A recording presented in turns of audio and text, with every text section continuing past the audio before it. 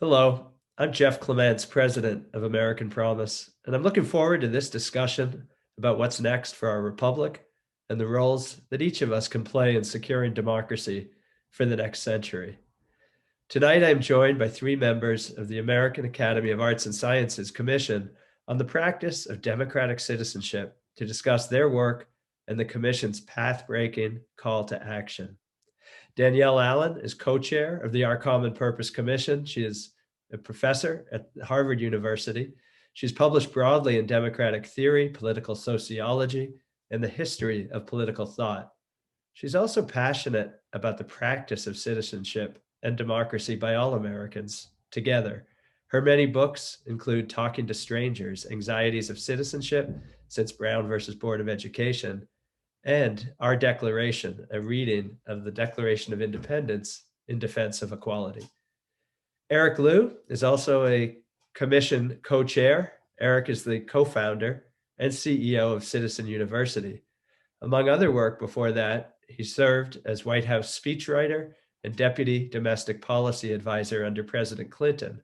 He directs the Aspen Institute's Citizenship and American Identity program and is the author of several books, including Accidental Asian, Notes of a Native Speaker, You're More Powerful Than You Think, A Citizen's Guide to Making Change, and his most recent, Become America, Civic Sermons on Love, Responsibility, and Democracy. Our third guest is Pete Peterson, also a member of the Our Common Purpose Commission. Pete is the Dean of Pepperdine University's School of Public Policy. He has been a fellow at the Hoover Institution and on the board of the Homeland Security Advisory Council. Pete helped launch the American Project on the future of conservatism at Pepperdine, which convenes activists and academics to discuss and write about the American conservative movement. His extensive writing includes chapters in Why Place Matters, Geography, Identity, and Civic Life in Modern America, as well as in Localism in the Mass Age. A further word about the commission before we begin. The American Academy of Arts and Sciences was founded in 1780 during the American Revolution by John Adams, John Hancock, and 60 other scholar patriots who understood that a new republic would require institutions able to gather knowledge and advance learning in service to the public good. The commission is nonpartisan and cross-partisan. They spent the last 2 years engaging with Americans all over the country to listen, to explore, and to find out how best to respond to the weaknesses and vulnerabilities we face now in our political and civic life. Their final report, Our Common Purpose, is an urgent call to action, 6 strategies, 31 ambitious recommendations, with a deadline for all of us, July 4th, 2026, the nation's 250th anniversary. I want to start with you, Danielle, as co-chair. The nation is facing several interrelated systemic crises. Levels of trust in government and institutions and even each other are all falling. And all of this and much more frame the backdrop to the commission's work over these past 2 years and in the 2020 election and aftermath. Could you tell us a bit more about the commission? How many commissioners? How did you go about your work? What did you find about the current state of the Republic? Sure. No, thank you so much, Jeff, for having us. This is such an important conversation. We were 35 commissioners. We came from many disciplines, academic disciplines, also many professional sectors, all parts of the country, all backgrounds, all political viewpoints. So we were a very diverse group. We worked really hard to broaden beyond our own diversity by engaging with Americans all over the country. We ran about 50 listening sessions with different communities, ranging from naval cadets to folks in the Midwest, to non-voters as well as voters, refugees who came to this country for purposes of asylum. So an incredible range of Americans. And across the board, we found both a remarkable passion, desire, appetite to reconnect with other Americans, a really strong sense of love of country, but also a real sense of frustration and despair, an experience of our institutions not being responsive, of our political institutions not empowering people, not delivering equal representation. And then, of course, the problems of misinformation and tribalism have loomed large in everybody's experience. I think we see ourselves now in this country at a moment where we struggle with governance at a really fundamental level. The COVID pandemic was hard for us to deal with because of problems of polarization. So there is a recognition all across the country of a need for us to achieve a stronger, healthier democracy that includes achieving stronger bonds amongst ourselves, addressing longstanding problems as a part of doing that. And then there's a question about how to get there. Yeah. Eric, as co-chair, let me bring you in and ask the same question. Do you agree, and where do you see the diagnosis in terms of the problem and the opportunities you found as a chair of this commission? Jeff, thank you for having us. And I want to absolutely underscore what Danielle said. And our third co-chair, Stephen Heinz, who's the president of the Rockefeller Brothers Fund, in our work with all the commissioners, Pete and 30 some others, we really came to understand the state of our republic and to kind of diagnose the ailment of the body politic with a simple framework that we are in a cycle at all times. And the choice that we have is whether it's going to be a virtuous cycle or a vicious one. And the cycle is one that connects three different domains or dimensions of our shared life here in the United States in civic life. The first being political institutions, the second being civil society, and the third being civic culture. As I say, those things are in relationship that is never static. And the question that we have is whether our political institutions are healthy and responsive. If they are, then that makes people more inclined to participate as a matter of culture, as a matter of norms, to show up, to feel like they have a voice and ought to exercise that voice. And they will do so through a robust ecosystem of civil society organizations and associations. That's the happy picture. But the darkening picture, which is actually, I think, where we are in the United States right now, is a vicious cycle in which institutions begin to break down in their ability to govern and their ability to be responsive and fair to all the people. The civic culture itself becomes more cynical, more self-oriented, more short-term in its thinking, and more, as Tocqueville would have put it, egoist and hyper-individualistic. And then that bridging dimension of civil society, all the clubs and associations and ways that we, the little platoons of democracy where we actually build these habits of being with one another in a diverse, complex society, those begin to evaporate. And so our report really framed the choice at this moment right now as a choice between those vicious or virtuous cycles. And I think our diagnosis is that we're headed toward the vicious right now, that across the board, those three dimensions are in trouble. But I think what is heartening to us and what Danielle described in terms of the listening sessions that we did all around the country, and now in the almost a year since our report was first published and came out, the remarkable array of Americans from all walks of life, all corners, all political backgrounds, who've gravitated to our report and these recommendations as a way to catalyze this conversation where they live, not just at the national level, but at the local level, and to take responsibility for reform and reinvention of our democracy where they can get their arms around it. That's been incredibly heartening. People are awakening to the fact that we are in crisis. Our systems are beginning to break down. Trust is declining, and our commitment to each other and to our constitutional democracy itself is eroding. But people are recognizing that the way to remedy that is not just with this president or that president, but actually with the taking of responsibility where we live in a way that can actually change institutions, civil society, and culture tangibly. Yeah, and we certainly see that at American Promise and our chapters and networks around the country. And I want to emphasize for people listening in that although you all, three of you, have deep experience in government service and academia and in many ways, the three of you share a passion and a commitment for engagement with Americans across the country, whether it's Citizen University or Danielle's work or the work that Pete does to bring conservative activists and scholars together. There seems to be a a passion you share for actually connecting and tuning into what every American and all of our communities are thinking. And Eric, you mentioned that you think that Americans are responding. We recognize the stakes and the dangers and the opportunities. And I want to bring Pete in on that. You are, as I said, deeply engaged and particularly focused around the American conservative movement, which is like all, I think, of American communities in a state of exploration of what the future is and the many different views about which direction it's going to go. Do you, Pete, feel? Let's first share your own impressions about the commission and your work with it and the perils we face. But I'd love to hear your perspective on what you're hearing on the ground about Americans recognizing the stakes and the dangers we face and readiness to respond to the opportunities for a new national narrative.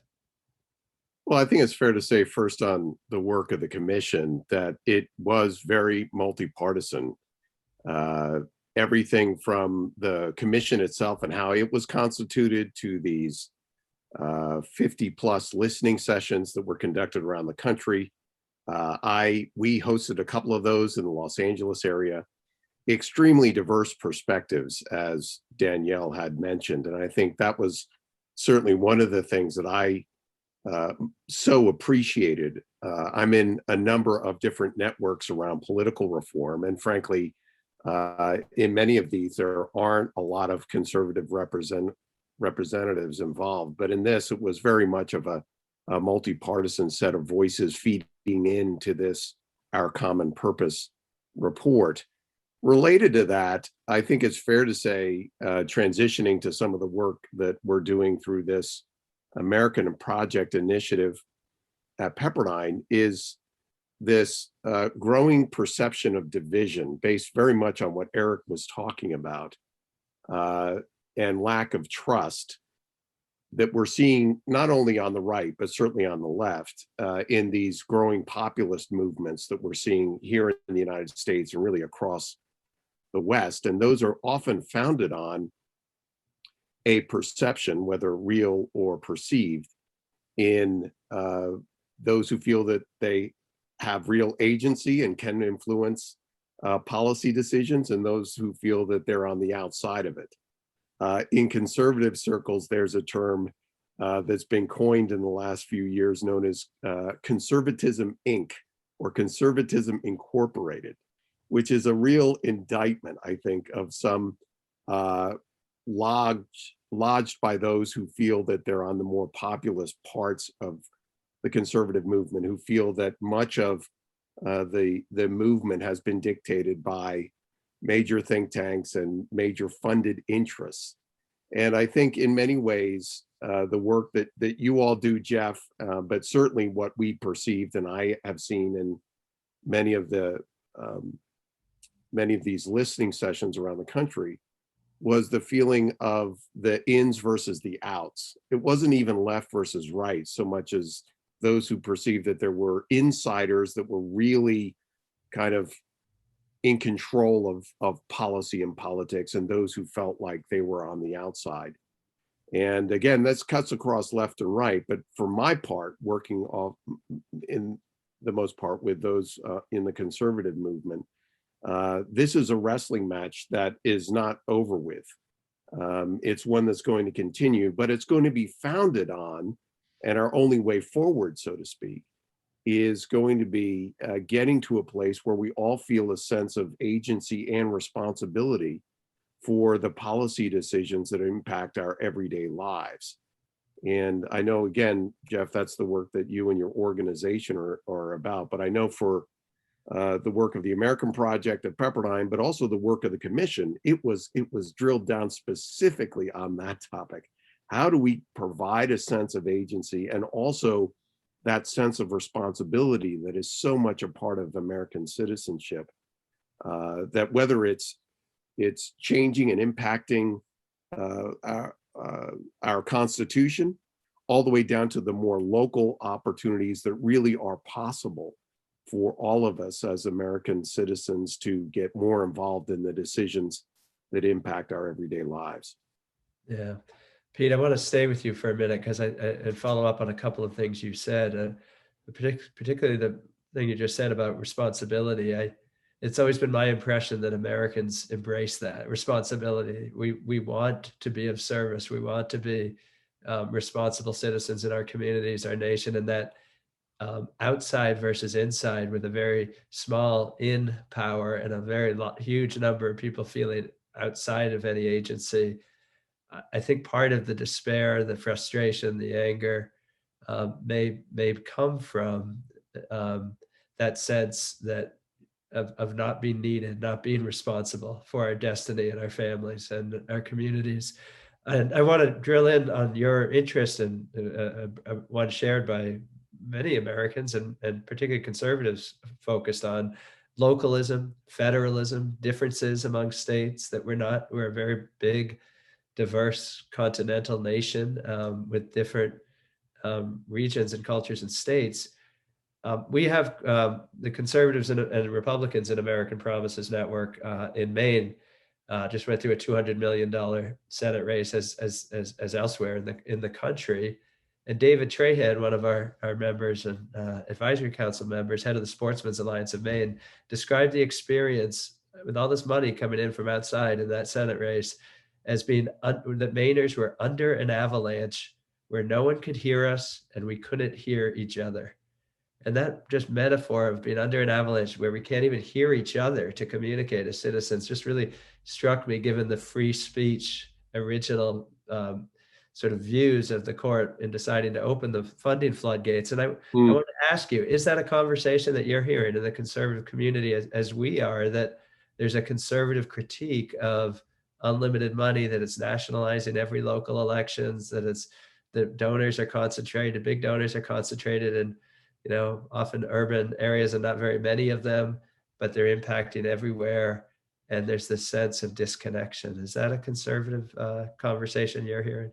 It very much is, Jeff. I actually just recently, in the last couple of weeks, moderated a panel conversation between the current mayor of Dallas, Democrat, by the way, Eric Johnson, and the recent mayor of San Diego, a Republican, Kevin Faulconer, who is actually serving with us as a visiting professor. And I brought up this question about the kind of nationalizing of local elections. And they both felt that this is something that really is a challenge. I see it in some of the work that I do with local governments through something we have called the Davenport Institute for Public Engagement that trains local government officials in how to better engage their residents. And so I know a lot of city managers and mayors and local government officials, and these are generally nonpartisan offices. And one of the trends they've been seeing over the last few years, and it's just really been ramping up over the last couple of years, are these what they call parachute groups that seem to come in from out of nowhere on a variety of different policy issues, but usually single issue focused, that are both nationalizing local elections, but also polarizing them. And so you're beginning to see the parties get much, and again, this is a left to right issue, Democrat and Republican issue, getting much more involved in local elections where for the voters, generally there is no partisan label to city council members and school board members and so forth. But this influence of both money and money backing the parties, making these local elections both more partisan, but more involved in national, if not global issues, is a challenge that I see a lot of local governments facing. That really was an incredible step, as my good friend Eric is always want to bring up Tocqueville, and it's always a battle between who of us will bring up Tocqueville first in these panels. That really was the genius, has been the genius of America, is providing these local opportunities for civic engagement. And to your part, Jeff, local determination, that is being scuttled and challenged by money coming in through the parties, but also through PACs and large national organizations getting involved in local elections. And conservatives who care about these issues, I know, are very concerned about these trend lines. let me give it back to Eric so he can bring up de Tocqueville again, and or Danielle, either one of you. I want to ask about the recommendations you described. Sort of three different areas across sort of political institutions, structures, ways of doing things, as well as civic culture. And how do they recommend? Tell us a bit more about the recommendations. We've dug into a bit of the problems. You have the solutions. There's 31 recommendations, 6 different strategies. How do they cross the different areas from how we as citizens behave, what our institutions need to do, ways of doing things, in how we vote and everything else? How do they fit together? How do we get the virtuous circle spinning again instead of the vicious circle? Sure, I'm happy to jump in on that, and then Eric will pick up other parts too. We always share different pieces of this. So, I mean, it really is about that virtuous circle, as Eric said. And so there are 6 strategies, 3 that really focus on reforming our political institutions. A constitutional amendment to undo the impacts of Citizens United is one of those key reforms. Then there are a set of recommendations that are around our civil society organizations, and all focus, for example, on the ones that are about our media ecosystem and the question of how we can have a healthy, functional civic media ecosystem. The issues of money and politics pertain to that, of course, because our airwaves are flooded with all kinds of problematic forms of advertisement, where there's often not transparent disclosure of what the sources of funding are behind those messages. Our third strategy is really about our civic culture, and that includes things like investment in civic education. And so if you put all these pieces together, you'll see a recommendation, for example, for a constitutional amendment to undo the impact of Citizens United, but then also some thought about how, as our civic organizations operate, we can support that healthy media ecosystem to some extent by creating spaces for public media, investing in experimental approaches to the use of media, using some things are like zoning to require of our commercial media platforms that they actually protect sort of green space, so to speak, public square spaces in the context of social media for productive and healthier forms of civic engagement.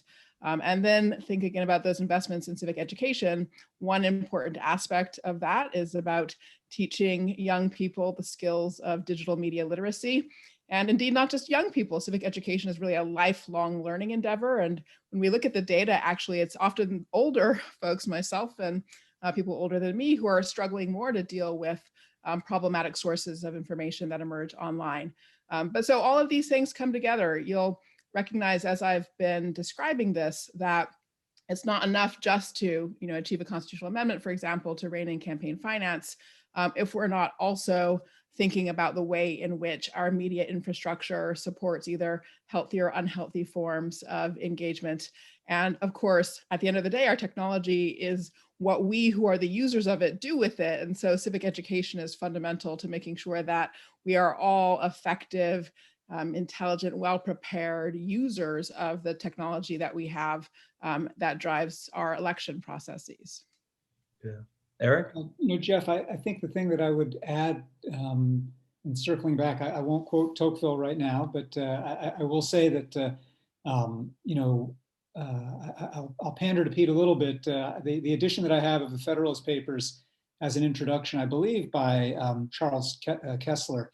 And there's a passage in there that has always stuck with me, in which he talked about the original meanings of the word responsibility, and the ways that the framers and the drafters of the Federalist Papers, for instance, wrote about responsibility was not exactly the same way that we use it today. It had more to do with a notion that we might today call responsiveness.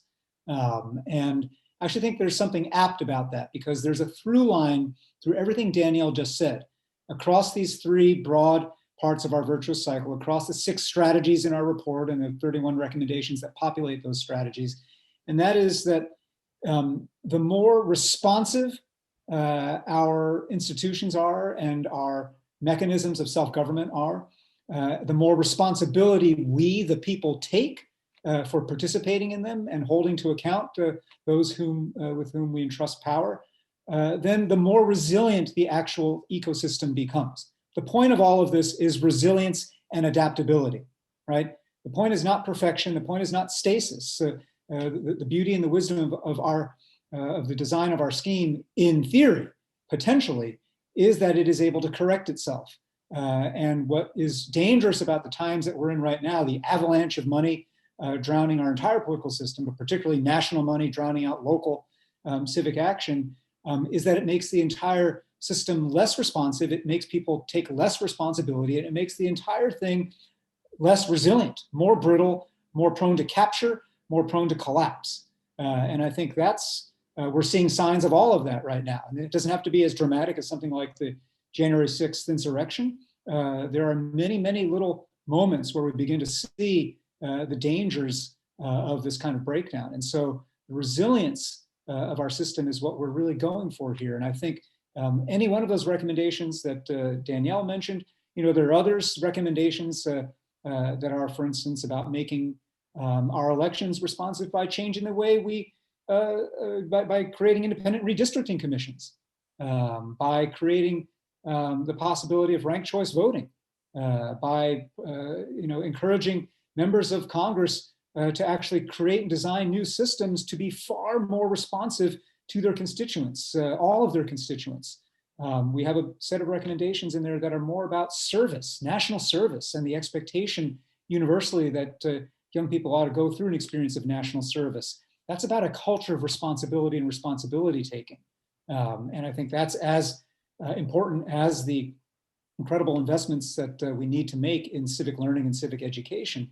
And so I think all these things are not just a nice wish list of do-gooders who like good government. They are all keyed toward making sure that there's more responsiveness, more responsibility, and therefore more resilience in the system. Yeah, and to that point, I think that your commission made very clear this is not just a report of recommendations that would be nice to have someday. It was really a call to action, as I think so many have read it, to all Americans, that these are real things that can get done right now if we can all step up and start acting on the ones that we most resonate with. You don't have to do everything, but pick some of them and get to work on it. And Jeff, if I could just say on that, I mean, one of the things that you're absolutely right. This is not designed, and we put too much effort into this endeavor to have it be a report that just then sits on shelves. This is both a call to action and a mechanism for action. And so we, the commission co-chairs and others have committed over these next 5 years to mobilize a whole wide range of champions. And your organization is, of course, prime among those champions, organizations that are committing to say, we're getting behind either the report in its entirety or a particular recommendation, and we're putting our shoulder to the wheel to move this, and we're doing regular convenings and activations of this ever-widening network of champions, and mobilizing funders and others to put resource behind these efforts, so that over these next 5 years, 2026 will be here, in a flash. And so over these next 5 years, how we can create a vast flotilla of organizations, endeavors, campaigns from across the country and across the ideological spectrum to take ownership of one piece or another of this set of recommendations. And that's, we'll talk about at the end, invitation to folks who are participating and listening today to actually join us in that endeavor. But I really am glad that you named that fact. Yeah, that's exciting. And we'll come back to that invitation, but let me get Pete's perspective on the recommendations, your favorites, any that haven't been mentioned yet that you'd like to highlight in terms of the commission's recommended action items. Well, first, I do want to put a finer point on not that you can put a finer point on what Eric says ever, but maybe an additional point that this really is an action document. It was one of the things, to go back to your first question, Jeff, about the commission itself and its importance and its distinctiveness, is that what's come out of this is not a white paper that's meant to sit on a shelf. It's really a playbook, and with that playbook, and then the organizing that's going around the different strategies, really making sure that, yeah, the 2 years of work that went into that is important, and recommendations that are there have been distilled and vetted not only within the commission, but through these listening sessions and so forth. But really now the real work begins, right? I mean, this, as important as that work was, the real work is now. And so I can't say enough about the strategic thinking that is a part of this report and making it an active, living, breathing document. As for me, given the work that I've been doing around public engagement and improving public process at the local level, the strategies that are about local engagement are very important to me. It's something that I think sometimes in much of our political discourse these days that are involved on national politics, which, as important as that is, most of the issues that impact our everyday lives are happening in our city councils and in our boards of education meetings and in our planning commission meetings. And so the focus on that as a layer of engagement and improving those public processes, to understand the irony that so much of what we call public comment as being the main form of public engagement has just about within it every toxic, conflictual form of public engagement that one can think about, and thinking about more collaborative forms of public engagement at the local level, which is, again, about the work that we do at our Davenport Institute, are the areas that I think are really worth taking in and trying to, again, promote at the local level. The other piece is the area that Eric raised before, because it's something I've been involved in here in California, and it's about to ramp up again, are these independent redistricting commissions. This was something that in California found its genesis in a popular ballot initiative that was passed back in 2008, had the support of then Republican Governor Arnold Schwarzenegger, who said famously that in drawing our districts, it's the one area where the politicians pick the voters and not the other way around. And that's such a compelling, simple message, I think, that can be taken around the country to say that the way that we draw our voting districts really should be in the hands of voters as opposed to the hands of politicians. And so that's another policy area as well that I think is worth understanding and promoting, not only in states, but we're starting to see some of these independent districts actually come into place in counties and cities as well. Yeah, there's just a lot of really exciting innovation. And constitutional amendments, for example, are big. Certainly the American Promise Amendment to enable some reasonable limits on money in our political system would transform how we do elections and put voters, not money, first. But so many of the other things are big things. I think there's sometimes a sense that we're not capable of big things in America anymore, or somehow it's all too big to do in by 2026. I certainly don't believe that, and I know so many Americans don't. But I think if we look to history, and Danielle, I want to draw on you all are deeply grounded in American history, of course, but I wanted to ask Danielle, because I've heard you comment on this before. I think we forget sometimes how quickly things can hit a tipping point and change for the better as well as for the worse, and particularly the nature of constitutional amendments and driving that forward. We did 12 of them in the 20th century alone. That's right. Can you share a little bit about, you write about the Declaration of Independence and that promise of sort of liberty and equality, but how the amendments and other big citizen-driven reforms like we're talking about today have actually made that more real than it otherwise would be. Well, I do like to go back to the beginning, and there is a certain sort of arc to transformation. So if you look at the revolution itself, that was really about a decade in the making, starting with the resistance to the Stamp Act in the 1760s. And that's how long it took for them to get to the point of a real crystallizing transformation. And then, of course, in that moment, they worked on drafting the Articles of Confederation, didn't ratify those until the end of the war, really, but we're working with them. And again, that was not a structure that worked. It took about a decade for them to really work through recognition of the problem and then come face to face with the need for the transformation that resulted in the Constitutional Convention and then the ratification of the new instrument. So The question for me is, are we again in a moment of a kind of crystallizing democracy reform period? I think we are. I think we're about 5 or 6 years into that.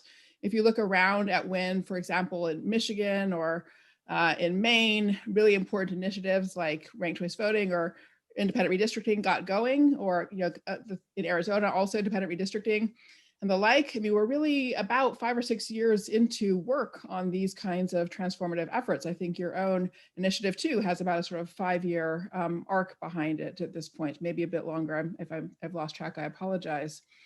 And now people are starting to look up and to see around the country others who are working on the same thing. That's the really pivotal change. To Eric's point about becoming a flotilla, all rowing in the same direction or sailing in the same direction, that's when everything really can transform and you can achieve that sort of tipping point moment. So I think that's where we are. I think we are 5 or 6 years into a 10-year arc. So 2026 is a pretty darn good target for really achieving that full crystallization of transformation. I think we can do it, but that's also why the concept of common purpose is so central. We have to have the same goalpost in mind.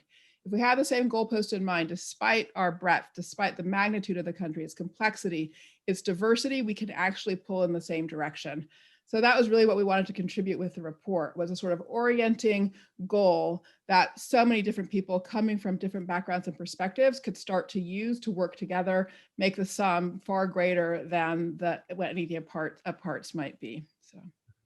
And the theme of this National Citizen Leadership Conference, of course, is connect, commit, and act. And I would like to invite you to invite Americans listening in and all around the country to connect, commit, and act to make the vision and recommendations of the Our Common Purpose Commission a reality by July 4th, 2026.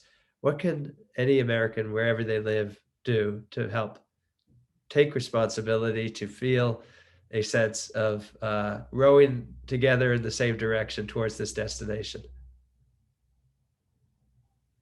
I'll jump in here, Jeff, and just say, that idea that that you're saying, that Danielle was emphasizing about tipping points. There's a related concept, which is critical mass. We don't need national unanimity on this work. We just need enough of us who believe that this work is vital and necessary and it's possible. And we need enough of us in enough places in the country. We can't just be concentrated in a few big blue cities or in a few areas with a certain demographic profile. And the good news is, and this is not just theoretical, this is based on all of our work, both on the commission and just in our day jobs, the people are there. There are catalysts in every community ready to spark this new civic awakening. And I think one of the things that we want to invite everyone to do, wherever you are in the country, whatever station you may hold, and whatever form of influence you may have, is join us. Join us as a champion, whether individually or organizationally. If you go to the website, if you just Google Our Common Purpose, American Academy, you'll come to our website where there are ways for you to sign up as a champion. If you haven't read the report, I don't know if you've actually seen the report itself, but just read it. It's online as well, and it's been downloaded 15,000 times. It's been, or 30,000 times. It's been 15,000 hard copies have been distributed around the country, requested. And so it's being used by public libraries, by educators, by city governments, as both a spark for discussion and, as Pete put it really well, a playbook. As you read this, look through it and think, okay, what are the pieces here that we could do right now in Little Rock or in Cleveland or in Tampa or in Brownsville, Minnesota, or whatever it might be, small towns and big, and make this vast thing called fixing our democracy concrete and specific by grabbing onto one of the 31 recommendations in there and thinking about how they can be brought to bear, how you can build critical mass in your community just for that one recommendation.